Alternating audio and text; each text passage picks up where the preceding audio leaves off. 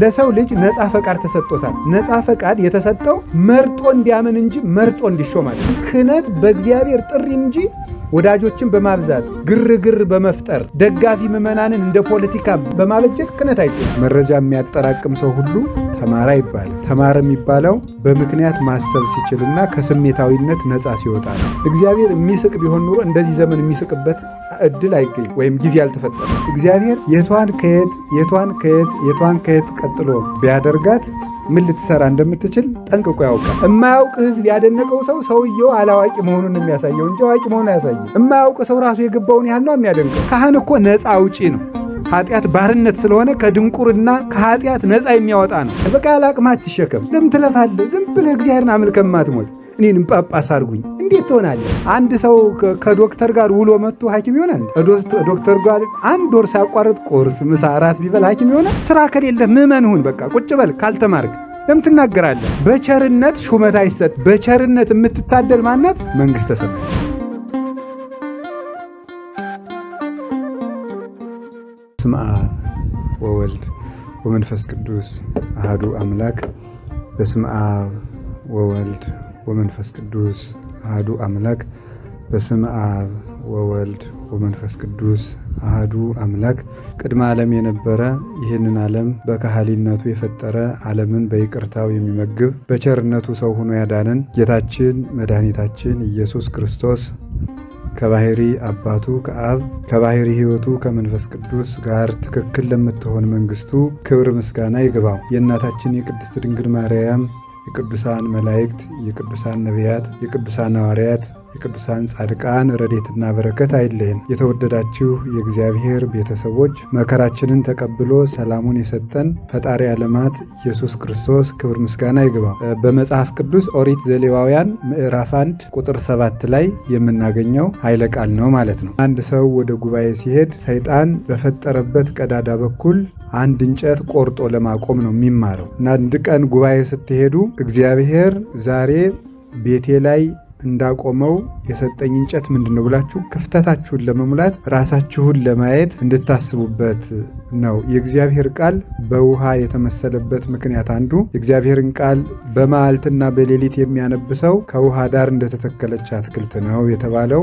አንዱ በውሃ የተመሰለበት ምክንያት ውሃ መልክን ያሳያል። እንዲህ ብላችሁ ስትሄዱ መልካችሁን ያሳያችኋል። የእግዚአብሔር ቃል ራሳችንን ስለሚያሳየን ውሃ ይባላል እና አንድ ሰው ራሱን አይቶ ውሃው ላይ ስትሄዱ መስታወትን ተክቶ ከፊታችን ላይ ያለውን ጉድፍ እንደሚያሳየን የእግዚአብሔር ቃልም ጉድፋችንን የምናይበት ነው።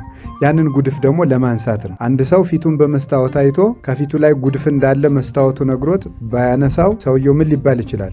ሞኝ ይባላል ማለት። ራሳችንን አይተን ያንን ጉድፍ ካላነሳ ነው ሞኝ እንባላለን። የተማራችሁ ሰዎች ናችሁ። መማር ለማሰብ ነው። ተምሮ ከማያስብ ሰው ሳይማር የሚያስብ ይሻላል እና መማር ለማሰብ ነው። አንድ ሰው ተማረ የሚባለው የአንድን ነገር ምክንያቱን ለማወቅ ነው እንጂ እንደ ቡክ ስቶር የመረጃ ቋት ማጠራቀሚያ ለመሆን አይደለም ሰው የሚማረው። መረጃ የሚያጠራቅም ሰው ሁሉ ተማረ አይባልም። ተማረ የሚባለው በምክንያት ማሰብ ሲችልና ከስሜታዊነት ነፃ ሲወጣ ነው። እውቀቱ ስሜቱን ያላሸነፈለት ሰው አዋቂ አይባልም። በምክንያት የሚያስብ ሰው ነው እና ስለዚህ የምንማረው እንድናስብ ነው። ኦሪት ዘሌዋውያን ምዕራፍ 1 ቁጥር 7 ላይ ያለ ኃይለ ቃል ነው።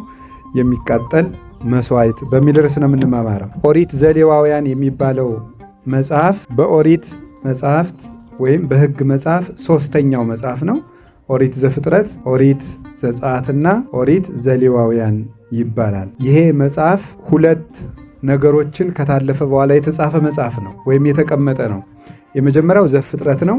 ሁለተኛው ዘጸአት። ዘፍጥረት ማለት የፍጥረትን ነገር የሚናገር ነው። ዘጸአት ማለት ደግሞ እስራኤል ከግብፅ የመውጣታቸውን ነገር የሚናገር ነው። ስለዚህ ሁለት ቃላትን አስቀደምን ማለት ነው። የመጀመሪያው መፈጠር፣ ቀጥሎ መውጣት። መፈጠር፣ መውጣት፣ ከዛ ሶስተኛው ምን ማለት መጠራት። ኦሪት ዘሌዋውያን ምዕራፍ 1 ቁጥር 1 የሚጀምረው እግዚአብሔርም ሙሴን ጠራው፣ በምድረ በዳ በነበረችው በድንኳኑ በኩል እግዚአብሔር ሙሴን ጠራው ይላል። ስለዚህ የመጠራት መጽሐፍ ነው ማለት ነው። ዘፍጥረት የመፈጠር መጽሐፍ ነው። ዘጸአት የመውጣት መጽሐፍ ነው። ዘሌዋውያን ደግሞ የመጠራት መጽሐፍ ነው ማለት ነው። አንድ ሰው የክህነት መጽሐፍ ይባላል። ኦሪት ዘሌዋውያን የክህነት መጽሐፍ ይባላል።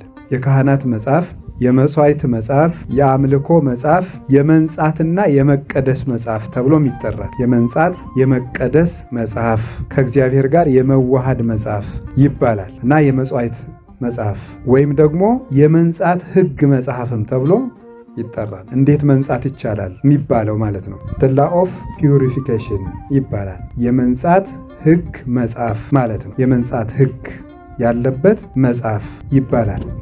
ስለዚህ በዚህ መጽሐፍ ውስጥ አሁን 3 ነገሮችን አለፍ።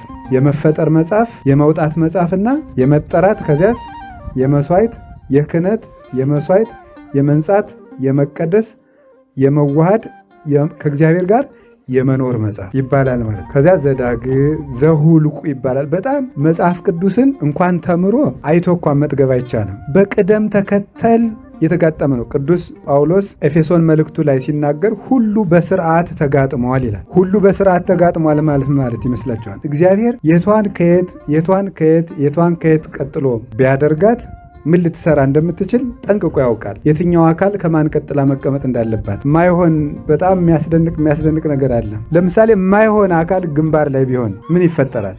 በጣም ነውር ነው አይደለም? በጣም ነውር ነው። ስለዚህ እግዚአብሔር የት ቢሆን እንደሚገባው ያውቃል። የትኛው አካል የት መቀመጥ እንዳለበት እግዚአብሔር ያውቃልና ሁሉ በስርዓት ተጋጥሟል። ይሄ የእግዚአብሔር አዋቂነት። ሁሉ በስርዓት ተጋጥሟል። ማን ከምን አጠገብ ቢኖር እንደሚጠቅም የሚያውቀው እግዚአብሔር ነው። መጻሕፍቱንም ሲደረድራቸው በስርዓት ነው ያጋጠማቸው። በስርዓት ማን ከማን ቀጥሎ መሆን እንዳለበት አስቀምጧል። መፈጠር፣ መውጣት፣ መሥዋዕት፣ ክህነት ይውላችሁ። መፈጠር፣ መውጣት፣ መጠራት፣ ክህነት፣ መሥዋዕት፣ መንጻት ከዚያ መዋሃድ። እነዚህ ቅደም ተከተሎች በቃላችሁ እንድትይዟቸው እፈልጋለሁ። እንደናንተ ዶክመንት ዩዝ ኤንድ ስሮው የሚባል ትምህርት የለም። ተጠቅመህ የመጀመሪያውን ሴሚስተር ሃንዳውት ትጥለዋለህ አይደለም? ዘንድሮ አትፈተንበት። በቤተክርስቲያን የሚባል ትምህርት የለም። መያዝ ነው። ትይዛለህ፣ ቀጥሎ ደግሞ ምን ታደርጋለህ? ትይዛለህ ማለት ነው። እና ሳስበው እኔ አልተማርኩም። ሳስበው ግን የሚመስለኝ ማስተርስ ዲግሪ የመጀመሪያውን ዲግሪ በትክክል አውቆታል ወይ ብሎ ጥያቄ ነው። እና ሪሰርች ራሱ ለምንድን ነው የመጣው? ሪ ማለት ምን ማለት ነው? እንደገና ማለት ነው። እንደገና ፈልግ ነው። እንደገና ፈልግ። ሪሰርች ማብቂያ የለውም። ሁልጊዜ ኢንዲኬተር ነው፣ አመልክቶ መጥፋት ነው እንጂ ዋናውን ምንጭ ሁልጊዜ ያገኘሁት ያለ ጥናታዊ ጽሑፍ አጥኒ የለም። ፍጹም አይደለም። አብሶሉት ሪሰርች የለም። ሁልጊዜ መፈለግ ነው። ትፈልጋለህ፣ ለባለ ድርሻ እየሰጠህ ትሄዳለህ ማለት ነው። ዋናው ሐሳቡ መያዝ ነው። በኦሪት ዘፍጥረት መጀመሪያ የተቀመጠው ኦሪት ዘጸአት፣ ቀጥሎ የተቀመጠው ኦሪት ዘሌዋውያን፣ ከዚያ መጨረሻው አራተኛው መጽሐፍ ምን ይሆናል? መቆጠር ይመጣል ማለት ዘሁልቁ፣ መቆጠር ይመጣል። ይህ ማለት በሐዲስ ኪዳን ስትመጡ ጌታችን መድኃኒታችን ኢየሱስ ክርስቶስ መጀመሪያ በደሙ እንደገና ምን አደረገን? ፈጠረን። በደሙ እንደገና ፈጠረን። አስቀድሞ በአርአያው በአምሳሉ ኦሪት ዘፍጥረት ምዕራፍ 1 ቁጥር 26 ላይ እንደተቀመጠው አስቀድሞ በአምሳሉ ፈጠረን። አሁን ደግሞ ጌታችን መድኃኒታችን ኢየሱስ ክርስቶስ ከኔ ተማሩ እኔን ምሰሉ ብሎ ራሱን አስመስሎ በወንጌል ፈጠረን።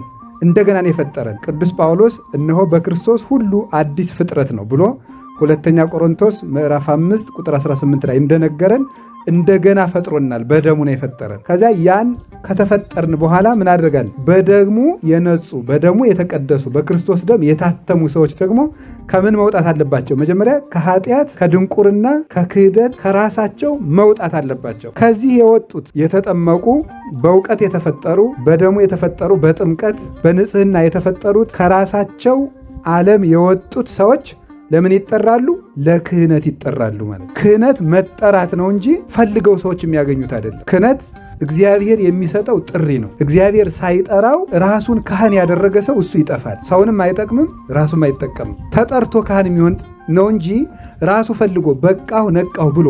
እንዲያውም የማቴዎስ ወንጌል ላይ ምዕራፍ 6 ላይ ጌታ ሲናገር ከእናንተ መካከል ተጨንቆ በቁመቱ ላይ 1 ክንድ መጨመር የሚችል ማን ነው ይላል። ተጨንቆ በቁመቱ ላይ 1 ክንድ መጨመር የሚችል ማን ነው? ቁመት ያለው መደበኛ ሰውነት ነው። ሰው ሆኖ እግዚአብሔር ማምለክ ነው። ከቁመት በላይ 1 ክንድ ያለት ደግሞ ከአማኝነት በላይ ደግሞ ካህንነት ሌላ ማዕርግ ናት፣ ሌላ ቁመት ናት፣ ሌላ ልዕልና፣ ሌላ ከፍታ ናት። እሱን ተምሬያለሁ፣ ለእኔም ይገባኛል፣ አውቄያለሁ፣ ከነገሌ የተወለድኩ ነው ስጡኝ ተብሎ ክህነት አይሰጥም። የሚሰጠው ምን ስለሆነ ነው ሲባል ሰዎቹ ከተጠሩ ብቻ ነው። ለዚህ ነው እግዚአብሔር ኦሪት ዘሌዋውያን ሲጀመር ዘሌዋውያን ማለት ሌዊ የክህነት ቅዳሴ የክህነት ስርዓት ወይም የክህነት ሀብት የተሰጠው ከ12ቱ የያዕቆብ ልጆች ለሌዊ ወገን ነው። ለሌዊ ነገር ተሰጥቷል። መንግስት ለይሁዳ እንደተሰጠ ክህነት ደግሞ ለሌዊ ተሰጠ። ስለዚህ አንድ ሰው ካህን መሆን የሚችለው እግዚአብሔር ሲጠራው ብቻ ነው። ጳጳስ ለመሆን፣ ቄስ ለመሆን፣ ዲያቆን ለመሆን፣ ካህን ለመሆን፣ ኤጲስቆጶስ ለመሆን፣ ቆሞስ ለመሆን መጠራት ነው እንጂ የሚያስፈልገው ራሴ መጥቻለሁ ካህን አድርጉኝ እኔንም አድርሱኝ ተብሎ ክህነት የለም፣ አይታደልም። ይህንን ነው አሁን ዛሬ ራሳቸውን የሚያሰማሩ እረኞች ወዮላቸው ብሎ በትንቢተ ሕዝቅኤል እንደተነገረ ራሳቸውን ለክህነት ያጩ ሰዎች አሉ። ራሳቸውን ለጵጵስና ያጫሉ። እግዚአብሔር ጠርቶ ፈልጎ ሲያመጣ እንጂ ራሱ ፈልጎ የመጣ ሰው ራሱም ይጠፋል፣ ቤተክርስቲያንንም ይረብሻል እንጂ አይጠቅምም። ቅዱስ ኤጲፋኒዎስ ጳጳስ ሊሆን ሲፈለግ አልሆንም ብሎ ለሰዎች አስቸገረ። መጨረሻ ላይ አይሆንም እንሾምሃለን ብለው ሲያስቸግሩት ሄደና አዝመራ ካለበት ከአዝመራው መሃል ተደበቀ። አዝመራው መሃል ሲደበቅ ድንገት የሆነ ሰው አህያ ይጠፋዋል። አህያውን ሲፈልግ ከአዝመራው ይገባል። አህያ አዝመራውን ከአዝመራ የገባውን አህያውን ለማውጣት ሲገባ ቅዱስ ኤጲፋኒዎስን ከዚያ ያገኘዋል። አስሮ ወስዶ ለአባቶች ሰጣቸው። ካገኘንህማ ማንን እንፈልጋለን ብለው በግድ ሾሙ። ይሄ መጠራት ይባላል። ለዚህ ነው ጌታ በተራራ ላይ የተሰራች ከተማ ልሰወር ብትል አትችልም፣ ተራራው በግድ ይገልጣታል እንዳለ እግዚአብሔር የጠራውን ሰው ማንም መሸፈን አይችልም። እግዚአብሔር የጠራውን ሰው ከተጠራህ አንተ ሰው ማደራጀት የለብህም፣ ሰው ማቋቋም የለበትም። ደጋፊ ክህነት በእግዚአብሔር ጥሪ እንጂ ወዳጆችን በማብዛት ግርግር በመፍጠር ደጋፊ ምዕመናንን እንደ ፖለቲካ በማበጀት ክህነት አይገኝም። ጵጵስና የሚሰጠው፣ ፕትርክና የሚሰጠው፣ ዲቁና የሚሰጠው፣ ቅስና የሚሰጠው እግዚአብሔር ሲጠራ ነው። ራሱን ለክህነት የመረጠ ሰው በፍጹም በዓለም ላይ የለም። ቢኖር እንኳን እሱ ይጠፋል። ጌታ ለዚህ ነው ዮሐንስ ወንጌል ምዕራፍ 15 ላይ ሲናገር እናንተ አልመረጣችሁኝም እኔ መረጥኳችሁም እንጂ እንድትሄዱ ፍሬም እንድታፈሩ አደርጋችኋለሁ፣ ያም ፍሬያችሁ ለዘላለም ይኖራል ብሏቸዋል። እናንተ አልመረጣችሁኝም እኔ መረጥኳችሁ እንጂ። ለሰው ልጅ ነፃ ፈቃድ ተሰጥቶታል። ነፃ ፈቃድ የተሰጠው መርጦ እንዲያምን እንጂ መርጦ እንዲሾም አይደል። ሹመትን እግዚአብሔር ይመርጣል እንጂ ሰው አይመርጥም። ድህነትን ግን ራስህ ትመርጣለህ። እግዚአብሔር ቀኙን፣ ግራውን፣ ጨለማውን፣ ብርሃኑን፣ ክፉውን፣ ደጉን፣ ሕይወትን፣ ሞትን በዓለም ላይ እኩል እንዲኖሩ አድርጓል። የምትመርጥበትን አይምሮ ደግሞ የቀና አይምሮ ከእንስሳት፣ ከአራዊት፣ ከአይባን፣ ከደንጊያዎች፣ ከእጽዋት ለይቶ ለሰው ልጆች ሰጥቷል። ድህነት መርጠን የምናደርገው ነው። ሹመት ግን ተመርጠን የምንሾመው እንጂ መርጠን የምንሾመው አይደለም። ሰው ለሹመት ራሱን አይመርጥ። አሁን በዚህ ሰዓት ስታዩት እግዚአብሔር የሚስቅ ቢሆን ኑሮ እንደዚህ ዘመን የሚስቅበት እድል አይገኝም፣ ወይም ጊዜ አልተፈጠረም። እግዚአብሔር የሾመው መምህር እንጂ ሕዝብ የሾመው መምህር አይረባም። ልንገራችሁ፣ ሕዝብ የሾመው መምህር አይረባም። እንስሳት ተሰብስበው የሚያደንቁት ምንድንን ነው? እንስሳን አትሉ? አራዊት ተሰብስበው የሚወዱት ማንን ነው? አውሬን። ሕዝብ የሚወደው ምንን ነው? ሕዝብን። ምን ማለት መሰላችሁ? ሕዝብ ሕዝብን ይወዳል ማለት እናንተ የምታደንቁ ራሳችሁ የገባችሁን ያህል ሰውየው እናንተን ያህል ደካማ መሆኑን የሚያሳየው እንጂ ትልቅ መሆኑን አያሳይም። የማያውቅ ሕዝብ ያደነቀው ሰውየው አላዋቂ መሆኑን የሚያሳየው እንጂ አዋቂ መሆኑን አያሳይም። የማያውቅ ሰው ራሱ የገባውን ያህል ነው የሚያደንቀው። አንድ ጸሐፊ የተናገረውን ሰምታችኋል። እንትን አሉ አሳ እንግዲህ በውጭ ያለውን አያይም አይደል? ታውቃላችሁ። በዚህ በየብስ ያለውን አይቶ ያውቅ እና እንቁራሪት ደግሞ አንዳንድ ጊዜ የብስ የመውጣት እድል አላት እና የብስ ወጣ ዝሆን አይታ፣ ፈረስ አይታ፣ በቅሎ አይታ እንደዚህ ሁሉ በጣም ብዙ እንስሳትን አይታ እኔ እኮ የብሱን አይቼ መጣሁ ብላ ነገረቸዋሉ። ምን አየሻሉ? በጣም ዝሆንን ብታየው ኩምቢው ረጅም አንድ እንስሳ የሚያህል ትልቅ በጣም ትልቅ አሳ ነው በይኛ። ምክንያቱም እሱ የሚያውቀው ምን ብቻ ነው? አሳ። አንበሳን ብታየው ጋማው እንዴት ያለ መሰለ ራሱ በጣም ትልቅ ጸጉር ያለው አሳ ነው በይኛ። ሁሉንም ምንድን ነው የሚለው? እሱ የሚያውቀው ምን ብቻ ስለሆነ ነው? አሳ ነው የሚያውቀው ማለት ነው። በሬን ስትነግረው ቀንድ አለው ጅራት አለው ቀንድ ያለው አሳ ነው በይኛ እያለ ሁሉን ነገር ራሱ ከሚያውቀው ጋር የሚወገር ጌታም እኮ ያለን ነው። ዓለም የራሱን ይወዳል ብሏል እና ሕዝብ የሚጮህለት ሕዝብ የሚደግፈው አይደለም። በቤተ ክርስቲያን እግዚአብሔር እውቅና የሰጠው ሰው ነው። እግዚአብሔር እውቅና የሰጠው ሰው እንጂ በሕዝብ ውጤት ኤቢሲዲ ተብሎ የሚሰጠው ክሬዲት የለም። ሕዝብ እውቅና የሰጠው አይደለም። ቤተ ክርስቲያን ውስጥ እግዚአብሔር እውቅና የሰጠው ነው እና እግዚአብሔር ሳይጠራቸው ራሳቸውን ያሰማሩ። ራሳቸውን መጠራት መመረጥ ነው። የጠራቸውን ክርስቶስ ደግሞ ይመርጣቸዋል። የመረጣቸውን ምን ያደርጋቸዋል? ይፈትናቸዋል። የፈተናቸውን ይሾማቸዋል። የሾማቸውን ይለካቸዋል። ስለዚህ አንድ ሰው ካህን ለመሆን መጠራት አለበት። መጀመሪያ መፈጠር አለበት። በምን መፈጠር አለበት? መፈጠር ማለት ነው መሰራት ማለት ነው። ሰው ካህን ከመሆኑ አስቀድሞ የተፈጠረ መሆን አለበት። ሳይፈጠር አይወጣም፣ ሳይወጣ አይጠራም፣ ሳይጠራ አይሾምም፣ ሳይሾም አይቀድስም፣ ሳይቀድስ ደግሞ ከእግዚአብሔር ጋር አያዋህድም። ምን ማድረግ አለበት? መጀመሪያ መፈጠር። የሌለውን ተፈጠሩ አለና የተፈጠሩት ሰዎች ባርነት ነበረባቸው፣ ወጡ አለ። የተፈጠረው ሰው ነው ጸአትን ሊነግረን የሚችለው። ካህን እኮ ነፃ አውጪ ነው። ኃጢአት ባርነት ስለሆነ ከድንቁርና ከኃጢአት ነፃ የሚያወጣ ነው። ያልተፈጠረውን የሌለውን ሰውዬ እናንተ ምስክር ትሆኑኛላችሁ ከመጀመሪያው ጀምሮ ከኔ ጋር ነበራችሁና ይላል። የሌለ ሰው በሕግም ቢሆን በሕግ መስፈርትም ያልነበረ ሰው ለምስክርነት አይጠራም። እግዚአብሔር በሕግ ያልፈጠረው፣ በትምህርት ያልፈጠረው፣ በእውቀት ያልፈጠረው፣ በአይምሮ ያልፈጠረው፣ በንጽህና ያልፈጠረው፣ በሃይማኖት ያልፈጠረው ያልቀደሰው ሰው ካህን መሆን አይችልም። መፈጠር አለበት መጀመሪያ። አምላክ ወዶ ያጻፋቸውን የብሉያትን የሐዲሳትን መጻሕፍት ያላወቀ ሰው ቅስና ሊሾም አይገባውም። ፍትሕ መንፈሳዊ ላይ የተቀመጠ ነው። ቅስና ጨርሶ ሊሾም አይገባውም።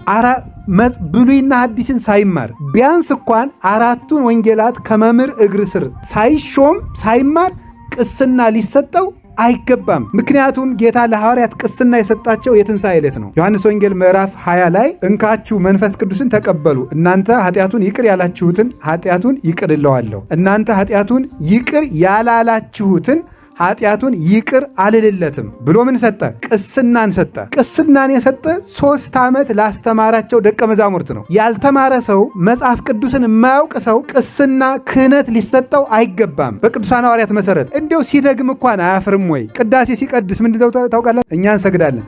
ከሰገድን በኋላ ቄሱ ምን እንደሚል ታውቃላችሁ? ዲያቆኑ ስገዱ ካለም በኋላ እንሰግዳለን።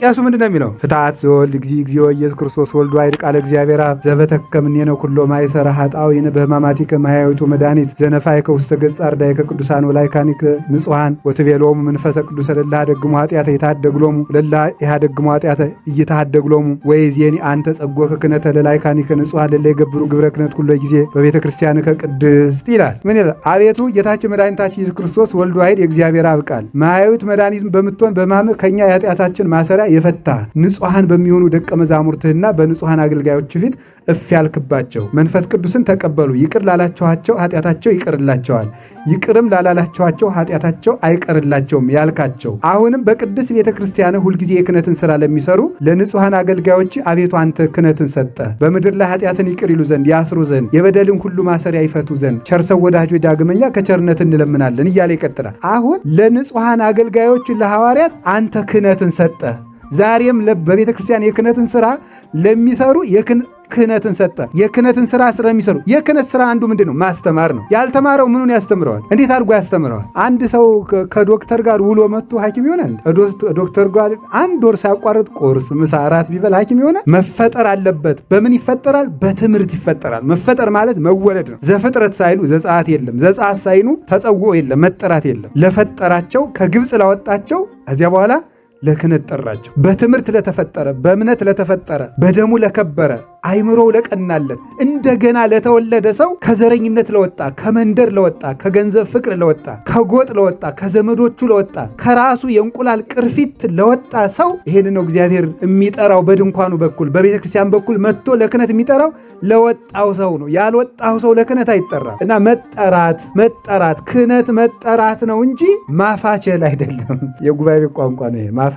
ማፋቸል ማለት ሳይዙ አለን ማለት ቦስቲንግ ማለት ነው። ማፋቸል ማለት ነው ሳይዙ ሳይኖረው አለኝ ማለት እንደሱ ማለት የሌለህን ነገር እንደው አርፎ ቁጭ ማትል እንዴ። ምሳናውን ወይራ ነኝ ቢል እንዴ ነውር አይደለም ወይ? ነውር እኮ ነው። ባጃጃውን እኔ ባስ ነኝ ገባ በሉ ብትል እንዴት ነው ይሆናል? በቃ አንቺ ባጃጅ ነሽ አንላትም እንዴ? ኧረ ስነ ስርዓት እንላለን። የማይሆን ነገር በቃ ያላቅማት ትሸከም። ለምን ትለፋለህ? ዝም ብለህ እግዚአብሔርን አምልከህ ማትሞት እኔንም ጳጳስ አድርጉኝ እንዴት ትሆናለህ? ሳትፈጠር የሌለውን ሰውዬ ሳናውቅህ የት ነበርክ? ከየትኛው መምህር እግር ስር ነበር? ቆማጣን አሉ። ቆማጣ ነህ ካላልኩት ገብቼ ልፈትፍት ይላል አሉ። ስለዚህ እጅ የለህም ካላልነው የሰውዬ ላጉርሳችሁ ነው የሚል። የለህም ማለት አለብን። የለም የሰውዬ የሌለ ሰው ሊኖርብን አይገባም። ይሄንን ነው መጠራት። የክህነት መጽሐፍ ኦሪት ዘሌዋውያን ምዕራፍ 1 ቁጥር 1 ላይ ሲጀምር እግዚአብሔር ሙሴን ጠራው። ከዚያ በኋላ ስለ መስዋዕት ምን አለ ነገረው። ካህናት እንዴት እንደሚሾሙ ነገረው። መስዋዕት እንዴት እንደሚቀርብ ነገረው። መጠራት ይቀድማል። ሐዋርያትንም ጠርቶ አስተምሮ ፈትኖ ነው የሾማቸው። ክህነት እንደዚህ ነው። እንግዲህ እንድታስተውሉ ነው። ሰዎች በሁለት መንገድ እየተጫወቱብን ስለሆነ ነው። በሁለት መንገድ እየተጫወቱ ነው።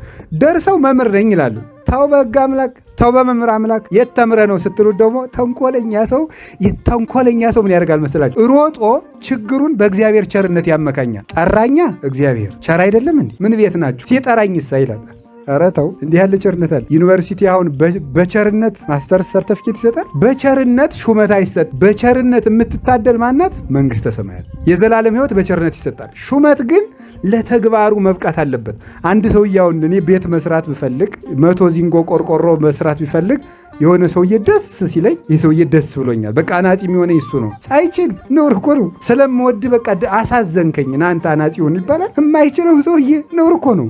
ሙያ ነው። ይሄ ተግባር ነው። አክሽን እኮ ነው። ሄደ ምስማር ምታልለው ጥረብ ልለው እኮ ነው። ያልሆነለት እንደወሳ እንጨቱን ይቁረጠው እንዴ? ተግባር ነው። ኦርቶዶክስ ቤተክርስቲያን ፕራክቲካል ሊተርጂካል ቸርች ናት። የተግባር የአምልኮ የመቅመስ የክህነት ቤተክርስቲያን ናት። የንድፈ ሐሳብ የቲዎሪ ቤተክርስቲያን አይደለችም። የተግባር ቤተክርስቲያን ናት። መድኃኒትን ውጠህ እንጂ ሰምተህ አትድንም። በመስማት የሚኖርባት ቤተክርስቲያን። ሰምታችሁ አትድኑም፣ ሰርታችሁ ነው እንጂ ያለ ቅዱስ ጳውሎስ። ስለዚህ ነው የመስራት ቤተክርስቲያን ነው። ስራ ከሌለ ምዕመን ሁን፣ በቃ ቁጭ በል። ካልተማርክ ለምን ትናገራለህ? ይሄንን እንድታውቁ ብዬ ነው።